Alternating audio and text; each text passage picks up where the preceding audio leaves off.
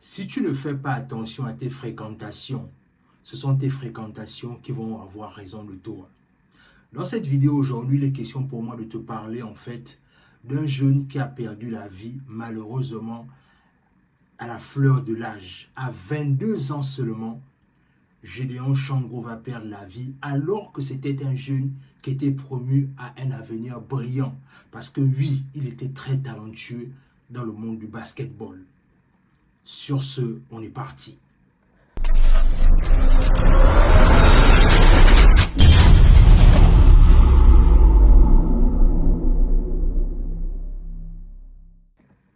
Salut, moi c'est Warren et bienvenue dans ma chaîne Warren et Asiana. Ici, on parle de développement personnel, on parle d'entrepreneuriat, on parle d'immigration aux États-Unis et on parle également de géopolitique. Ce sont des thématiques qui te parlent de choses à faire. La première, tu t'abonnes à la chaîne et tu partages la vidéo autour de toi. La deuxième, tu nous suis à travers nos réseaux sociaux, notamment Facebook et Instagram. Et pour toutes les personnes qui veulent étudier aux États-Unis, n'oubliez pas qu'on a monté une entreprise qui s'appelle Nexus Consulting, qui a pour rôle essentiel d'accompagner les étudiants à venir étudier aux États-Unis. Parce que oui, la vérité c'est qu'aujourd'hui, beaucoup de gens, quand ils émigrent aux États-Unis, notamment les étudiants, ils ne comprennent pas qu'il y a des choses à ne pas faire si seulement tu veux réussir dans ce pays. Et aujourd'hui, il est question pour moi de te parler d'une histoire assez triste. Parce que c'est quelqu'un qui avait beaucoup de talent. C'est quelqu'un qui avait beaucoup d'avenir, mais qui va être malheureusement pris au dépourvu simplement à cause de ses fréquentations. Et il est question pour moi aujourd'hui de te parler d'un jeune homme qui s'appelait Gédéon Chango. Gédéon Chango, en fait, c'était un jeune de 22 ans, comprenez bien, 22 ans, qui avait un talent exceptionnel dans le basketball. Et ce qui va se passer, c'est quoi? C'est-à-dire, Gédéon, tellement il brillait dans le basketball, il va être remarqué par une équipe dirigée au Missouri. Parce que lui, il habitait dans l'état de l'Ohio. Et le Missouri va entendre parler de ses échos et ils vont dépêcher un manager pour venir voir comment est-ce qu'il joue. Et à la suite de cet entretien-là, ça va être concluant pour Gédéon. Et ce dernier-là va être appelé pour aller signer un contrat pour aller jouer dans l'état du Missouri. Alors, mais la chose, malheureusement, là où Gédéon, les choses ne vont pas tourner pour lui comme il faut, c'est que déjà, Gédéon était en couple avec une blanche. Non, là, je veux vraiment parler de ça parce que franchement, c'est décevant. Alors, le jeune homme va être en couple avec une blanche. Ils vont commencer leur relation, ils vont commencer à être en couple, ils vont commencer à vivre leur relation. Mais sans comprendre une chose évidente, c'est que la jeune fille déjà, elle avait un enfant. Elle avait un enfant. Et l'enfant va évoluer autour de Gédéon dans le sens là où quand Gédéon va se mettre en couple avec la jeune dame, également, ce qui va se passer, c'est qu'elle va impliquer le fait que son enfant également sera dans la relation. Et c'est comme ça que Gédéon va accepter le petit garçon parce qu'il aime la femme. Voilà, il va se mettre en couple avec la femme et il va également accepter le petit garçon. Et c'est comme ça qu'ils vont passer du temps ensemble. Et non seulement ils vont passer beaucoup de temps ensemble, il va également documenter ça dans les réseaux sociaux, notamment à travers TikTok. C'est-à-dire qu'ils postaient beaucoup de leurs moments sur TikTok en fait.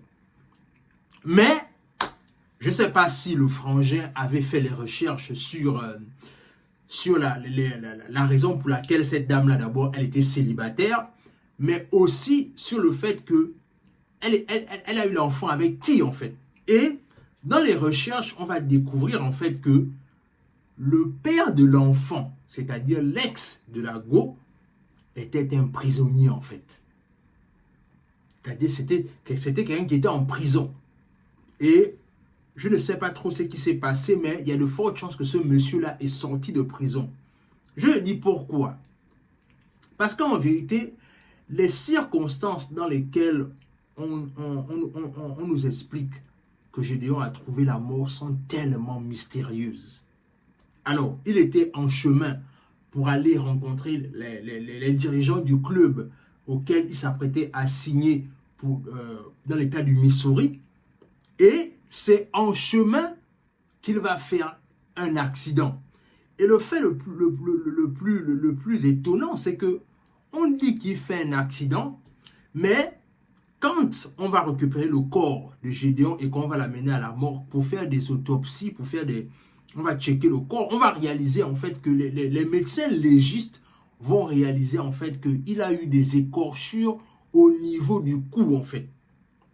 Il a eu des écorchures au niveau du cou et eux ils vont déduire en fait que Gédéon n'a pas été tué par accident, mais sa mort a été préméditée en fait. Et moi, quand j'ai regardé cette histoire-là, je me suis dit que, et si l'ex de la jeune dame-là était impliqué dans cette histoire? C'est-à-dire que je me pose la question de savoir, c'est tellement mystérieux et la jeune dame, elle est la première à rappeler que non, c'était un accident, pourquoi vous m'accusez, etc., etc.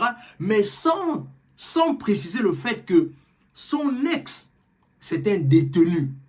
Et il y a de fortes chances, ça c'est vraiment ma théorie à moi, il y a de fortes chances que ce dernier-là a certainement eu vent du fait que sa petite amie qu'il a laissée dehors est avec un noir. Et soit il a dû organiser quelque chose à ce dernier-là, parce que comment se fait-il qu'elle ne veut pas parler de cette histoire-là? Elle veut simplement convaincre les gens que ce dernier a fait un accident. Et la chose la plus flagrante, c'est qu'elle est même partie jusqu'à ce qu'elle ait montré, elle fait des vidéos sur TikTok, là où elle est allée pour filmer la voiture, là, pour essayer de convaincre les gens que voilà la voiture dans laquelle il était, il a fait un accident, il ne portait pas la ceinture de sécurité, etc., etc. C'est comme si elle voulait tellement convaincre les gens que voilà ce qui s'est passé, mais sans essayer de mettre la piste sur le fait que son ancien copain est un détenu.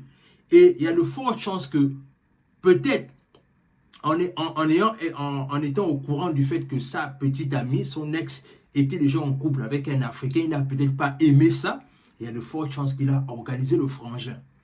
Mais pourquoi est-ce que je parle de cette histoire ici?